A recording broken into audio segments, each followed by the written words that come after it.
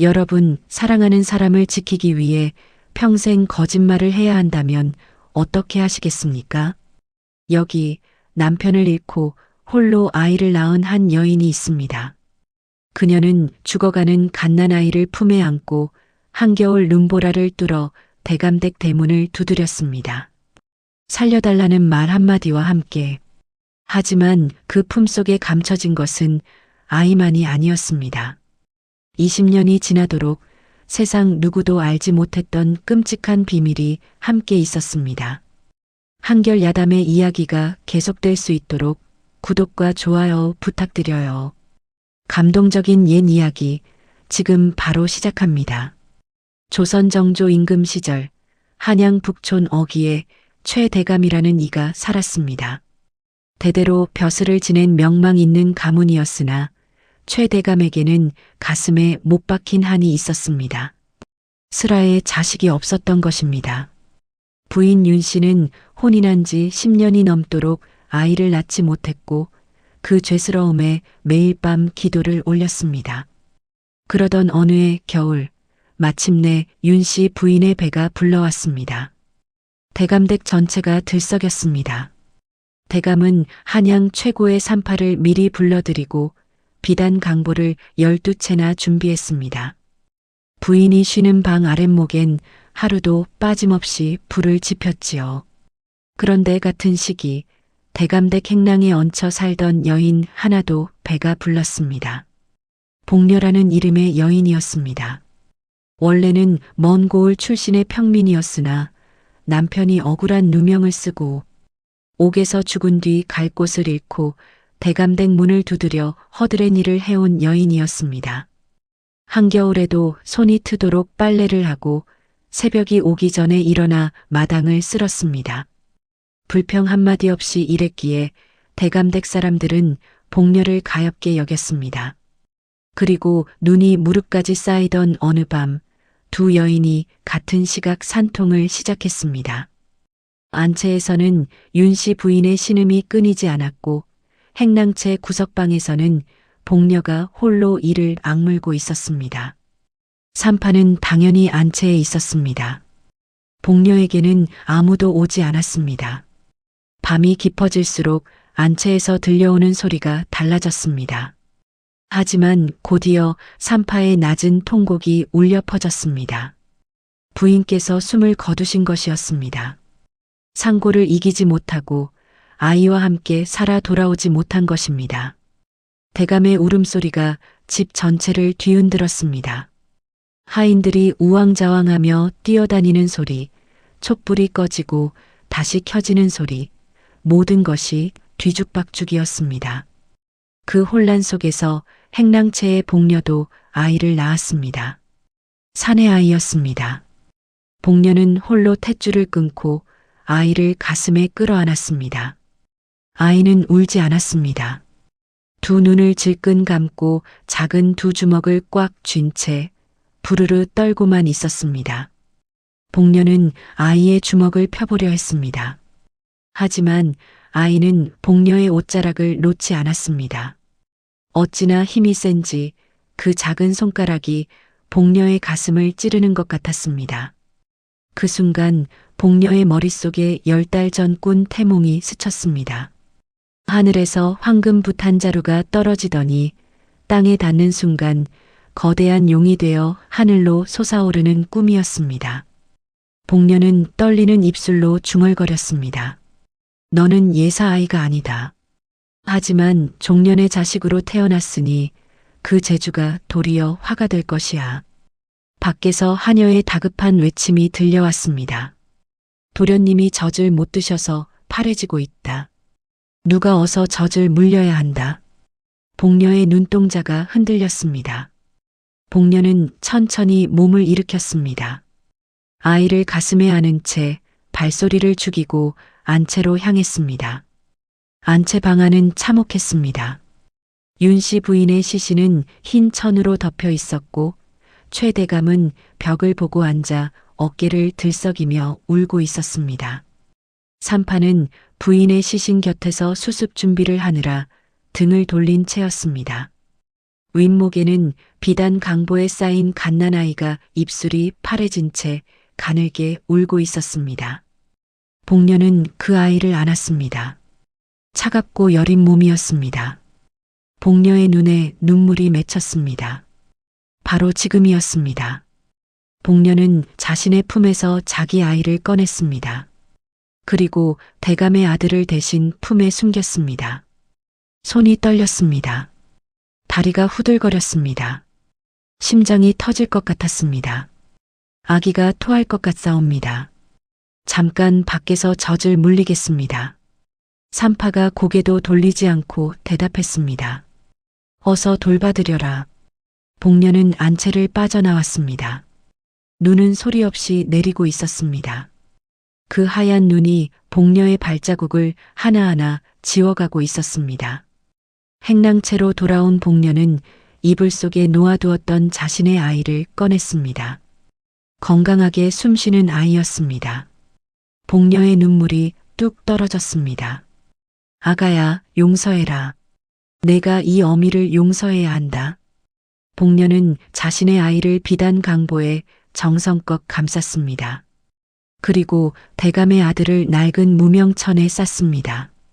다시 안채로 돌아와 비단 강보의 아이를 윗목에 조심스레 뉘었습니다. 도련님이 젖을 드셨습니다.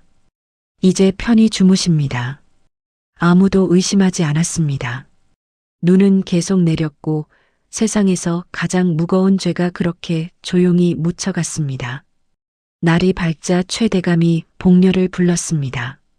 복녀야, 내가 방금 아이를 낳았다 하니 젖이 돌 것이다. 내 아들의 유모가 되어 다오. 이 아비 혼자서는 이 핏덩이를 살릴 수가 없구나. 대감의 목소리가 떨렸습니다. 양반이 천한 여인에게 부탁을 하는 것은 흔치 않은 일이었습니다. 그만큼 절박했던 것입니다. 복녀는 이마를 바닥에 대었습니다. 제 목숨을 바쳐서라도 도련님을 지키겠습니다. 그 말은 진심이었습니다. 다만 그 도련님이 누구인지를 대감은 알지 못했습니다. 그날 이후 복녀는 비단 강보 속 자신의 친아들에게 극진히 젖을 물렸습니다. 따뜻한 아랫목에 눕히고 고운 명주옷을 입혔습니다. 도련님, 잘 자야 합니다. 이 집안의 기둥이 되셔야 합니다. 복녀는 자기 아들을 도련님이라 부르며 받들었습니다. 반면 대감의 진짜 아들은 행랑채 구석 냉기 어린 방바닥에 뉘어졌습니다. 복녀는 그 아이에게 돌이라는 이름을 붙였습니다. 돌멩이처럼 굴러다녀도 살아남으라는 뜻이었습니다. 복녀는 도리에게 대충 젖을 물리곤 곧장 안채로 달려가 자기 친아들을 돌보았습니다. 두 아이의 운명이 그렇게 갈렸습니다. 세월이 흘러 두 아이가 10살이 되었습니다. 비단 강보 속에서 자란 복녀의 친아들은 도련님 준이라 불리며 한양에서 소문난 신동이 되었습니다. 한번 본 글은 절대 잊지 않는 비상한 두뇌로 이미 사서삼경을 뗐습니다. 하지만 최 대감은 아들을 볼 때마다 묘한 거리감을 느꼈습니다. 죽은 부인 윤 씨의 흔적을 어디서도 찾을 수 없었기 때문입니다. 눈매도 입매도 웃는 모습도 전혀 닮지 않았습니다. 반면 도리는 냉대 속에서도 삐뚤어지지 않고 맑은 눈빛을 잃지 않았습니다. 흙바닥에 나뭇가지로 그림을 그리는 일에서 놀라운 재주를 보였습니다. 참새 한 마리, 매화나무 한 그루, 몇 번의 선만으로 금방이라도 살아 움직일 것 같은 그림을 그려냈습니다. 지나가던 선비들이 걸음을 멈추고 감탄했습니다.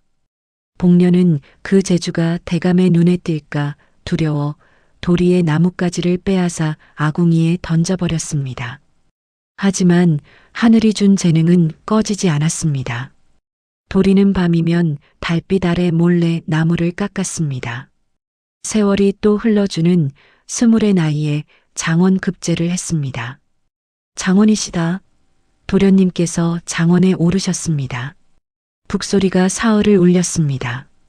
온 동네 사람들이 축하를 하러 몰려들었습니다. 복녀는 마당 구석에서 눈물을 훔쳤습니다. 내 아들아, 내가 이렇게 자라주었구나.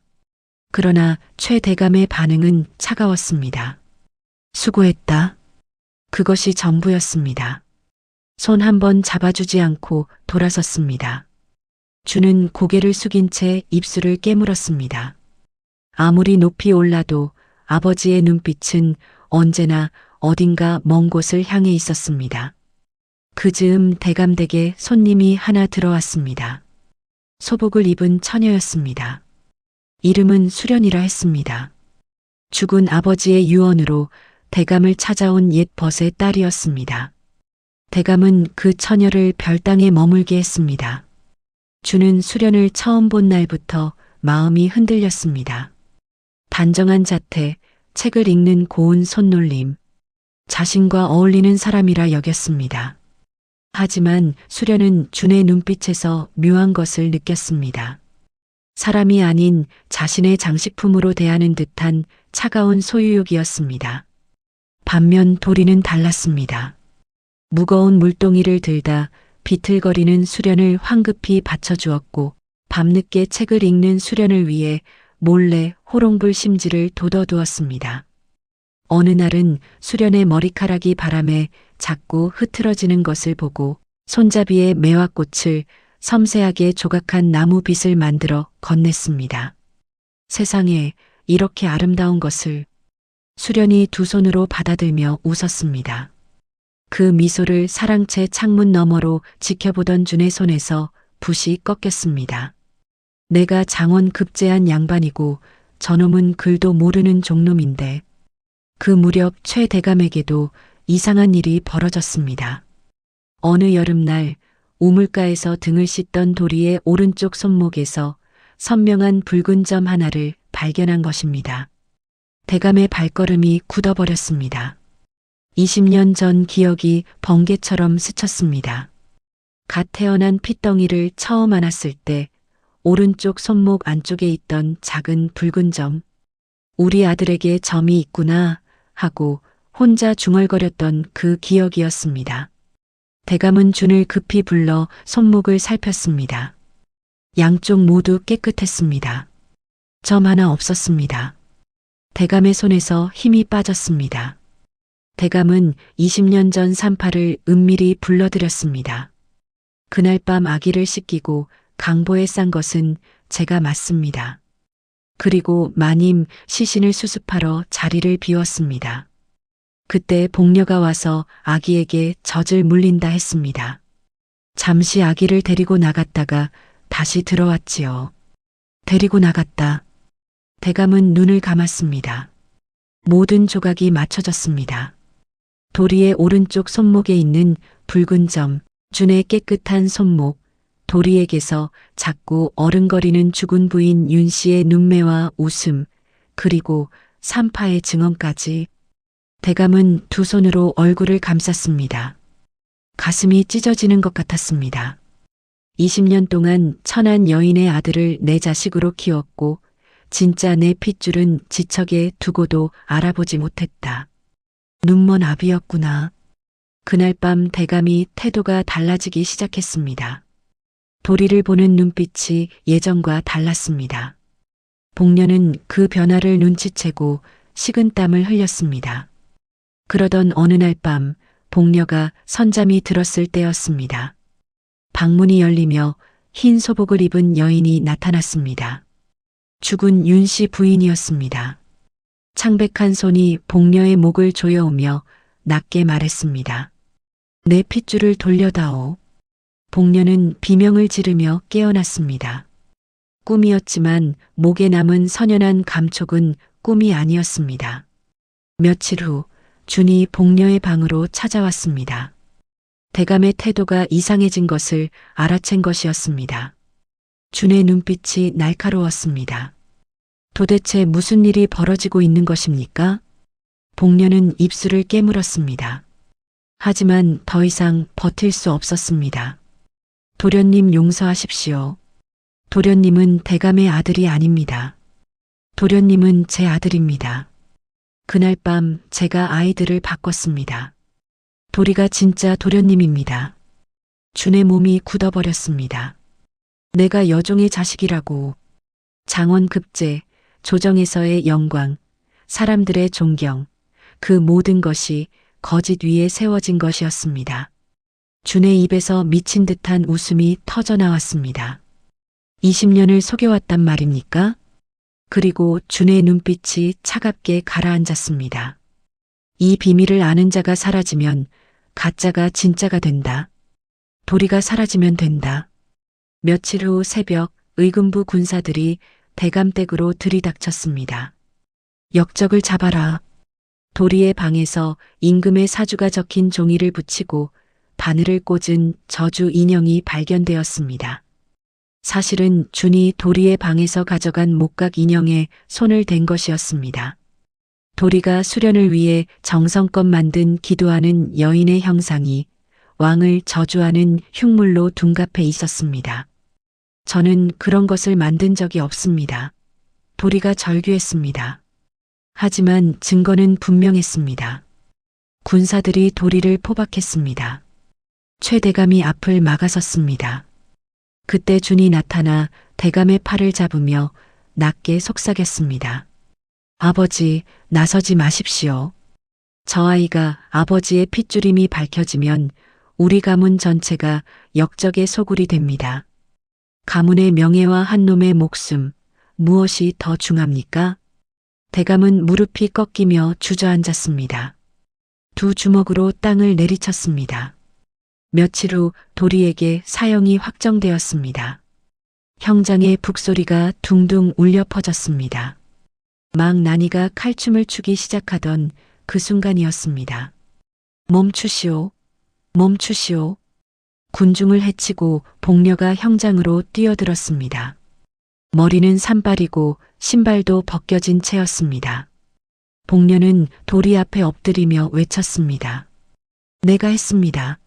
저 인형은 이 늙은 년이 만들었습니다. 도리는 아무것도 모릅니다. 저를 죽이고 이 아이는 살려주십시오. 단상 위에 준이 싸늘한 눈으로 내려다보았습니다. 어머니가 희생하려 하시는구나. 하지만 준의 계산기는 냉혹하게 돌아갔습니다. 복녀가 잡혀가면 도리는 풀려난다. 도리가 살아있는 한 언제 정체가 밝혀질지 모른다. 저 여인이 미쳤구나. 종놈을 살리려 거짓을 고하고 있다. 당장 저 여인을 끌어내고 형을 집행하라. 복녀는 끌려나가며 준의 눈을 보았습니다. 그 눈에는 어미에 대한 연민도 죄책감도 없었습니다. 오직 살기만이 번들거렸습니다. 복녀의 가슴에서 무언가가 뚝 끊어졌습니다. 내가 괴물을 키웠구나. 막 칼이 높이 들어 올려지던 그 순간 복녀는 품속 깊이 간직해온 낡은 베네저 고리를 꺼냈습니다. 20년을 품에 지니고 다닌 것이었습니다. 도리가 태어나던 날 밤 처음 감쌌던 그 무명 천이었습니다. 칼을 멈추십시오. 복녀의 절규가 형장을 찢었습니다. 저 아이는 종놈이 아닙니다. 최 대감의 진짜 아들은 저기 묶인 도리입니다. 형장이 찬물을 끼얹은 듯 조용해졌습니다. 바로 그때 최 대감이 군중을 해치고 단상 위로 뛰어올랐습니다. 대감은 준을 밀쳐내고 저주 인형을 높이 들어 올렸습니다. 똑똑히 보시오. 이 글씨를 보시오. 한 획 한 획에 힘이 실린 이 필체, 사서삼경을 통달한 자만이 쓸 수 있는 유려한 문장이요. 저 아이는 붓을 잡아본 적도 없소? 군중 속에서 누군가 소리쳤습니다. 저 필체, 장원 급제한 준 도령의 글씨와 똑같지 않은가. 제꾀에 제가 넘어갔구먼. 모든 시선이 준에게 쏠렸습니다. 자신의 천재적인 필력이 도리를 죽이기는커녕 자신을 지목하는 화살이 되어 돌아온 것입니다. 그리고 대감은 도리의 소매를 걷어 올렸습니다. 오른쪽 손목 안쪽 선명한 붉은 점이 드러났습니다. 보아라. 20년 전 핏덩이였던 내 아들을 씻길 때 내 눈에 똑똑히 박혔던 점이다. 내 뼈가 기억하고 내 피가 기억하는 핏줄의 증거다. 주는 다리에 힘이 풀려 주저앉았습니다. 너는 내 아들이 아니다. 그날 밤 주는 헛간에 가둬졌습니다. 최대감은 사랑채 방에서 도리의 멍든 뺨과 거친 손을 떨리는 손으로 어루만졌습니다. 내 새끼를 지척에 두고도 몰라본 눈먼 아비를 용서해 다오. 도리의 눈에서 참았던 눈물이 터져 나왔습니다. 두 사람은 서로를 부둥켜 안고 오열했습니다. 20년 만에 제자리를 찾은 핏줄의 뜨거운 울음이었습니다. 그러나 깊은 밤 감시가 소홀한 틈을 타주니 사랑채로 숨어들었습니다. 그리고 자신의 방에 불을 질렀습니다. 평생 목숨처럼 여기던 서책들이 쌓인 방이었습니다. 도리가 젖은 이불을 뒤집어 쓰고 불길 속으로 뛰어들었습니다. 이선아, 어서 나와. 하지만 주는 도리를 강하게 밀쳐냈습니다. 가거라. 내 핏줄로 쌓은 자리가 아니었다. 거짓으로 세운 것은 거짓으로 끝나야 옳다. 천한 놈으로 사느니 고고한 선비로 죽겠다. 석가래가 무너지며 입구를 막았습니다. 부디 살아서 그 죄 많은 여인을 내 어미를 부탁한다. 준의 마지막 말이었습니다. 사랑채가 와르르 무너졌습니다. 불길이 하늘 높이 치솟았습니다. 준의 장례가 조용히 치러졌습니다. 복녀는 관 앞에 엎드려 통곡했습니다. 내 아들아. 사흘이 지나 대감이 복녀를 불렀습니다. 너를 의금부로 넘겨벌을 받게 하는 것이 마땅하다. 복녀는 고개를 숙였습니다. 그때 도리가 조용히 무릎을 꿇었습니다. 아버지, 형님이 마지막으로 남긴 유언입니다. 저 어미를 살려달라 했습니다. 긴 침묵이 흘렀습니다. 복녀, 너는 죽어서도 이 집안 귀신이 될 수 없다. 평생 아들의 무덤을 지키며 내 죄를 씹어 삼키며 살아라. 그것이 죽는 것보다 더한 형벌일 것이다. 며칠 후 복녀는 삭발을 하고 산으로 들어갔습니다. 준의 무덤이 있는 산이었습니다. 나뭇가지와 짚으로 엮은 초라한 움막을 지었습니다. 아침이면 정화수를 떠놓고 절을 올렸습니다. 아가야, 용서해 다오. 저녁이면 무덤 앞에 앉아 하염없이 울었습니다. 내 욕심이 너를 죽였어. 세월이 흘렀습니다. 도리는 과거를 보는 대신 실학자의 길을 걸었습니다. 불타 없어진 사랑채 자리에 직접 서재를 짓고 붓 대신 자를 들고 세상을 그렸습니다. 백성들이 살기 편한 집, 무너지지 않는 다리, 물을 끌어올리는 장치들을 설계했습니다. 수련과 혼인하여 따뜻한 가정을 꾸렸습니다. 최대감은 뒷짐을 지고 손주에게 천자문을 가르치며 평온한 노년을 보냈습니다. 눈 내리는 겨울이 왔습니다. 준의 기일이었습니다. 도리와 수련은 제수용품을 챙겨 깊은 산으로 올라갔습니다. 멀리서 바라보니 늙고 허리 굽은 복녀가 무덤 앞에 정화수를 떠놓고 빌고 있었습니다. 하루도 빠짐없이 이어온 속죄의 기도였습니다. 도리는 복녀 앞에 나서지 않았습니다. 대신 품속에서 밤새 깎고 다듬은 나무 지팡이를 꺼냈습니다. 허리 굽은 복녀의 키에 딱 맞게 깎은 것이었습니다. 거친 옹이 하나 없이 매끄럽게 다듬어진 지팡이였습니다. 도리는 조용히 움막 문 앞에 세워두었습니다. 남은 생 부디 넘어지지 말고 걸어가시라. 말없는 용서였습니다. 도리와 수련은 눈 내리는 산길을 내려왔습니다. 얼마 후 기척을 느낀 복녀가 밖으로 나왔습니다. 문 앞에 놓인 매끄러운 지팡이를 발견했습니다. 복녀는 떨리는 손으로 집어들었습니다. 정성스레 다듬어진 손잡이를 어루만지며 그것이 도리의 솜씨임을 단번에 알아챘습니다. 복녀는 지팡이를 품에 안은 채 오열했습니다. 고맙다. 고맙구나. 복녀는 움막 안으로 들어가 준의 위패 앞에 다시 앉았습니다.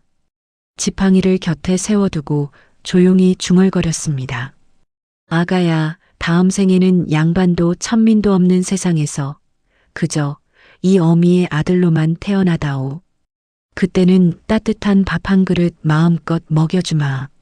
눈부신 겨울 햇살이 구름 사이를 뚫고 무덤 위로 내려왔습니다. 어미의 빗나간 욕망이 낳은 비극이었습니다. 복녀는 아들을 용으로 만들고 싶어 천륜을 속이는 거짓을 시작했습니다. 그 거짓말은 눈덩이처럼 굴러 결국 가장 사랑하는 아들의 목숨이라는 참혹한 대가로 돌아왔습니다. 마지막 장면에서 도리가 복녀에게 놓고 간 지팡이가 오래도록 가슴에 남습니다. 자신을 죽이려 했던 원수의 어미에게 도리는 칼 대신 지팡이를 건넸습니다. 거짓된 욕심에 걸려 넘어지지 말고 남은 생은 정직하게 걸어가라는 말없는 가르침이 아니었을까요? 진실은 잠시 가려질 수는 있어도 결코 영원히 숨길 수는 없습니다. 오늘의 이야기가 거짓 없는 진실한 삶의 소중함을 다시 한번 일깨워드리는 계기가 되었으면 합니다. 다음에도 따뜻한 이야기로 찾아뵙겠습니다. 한결야담의 다음 영상을 빠르게 만나보시려면 좋아요와 구독을 눌러주세요. 모두 행복한 하루 보내십시오. 감사합니다.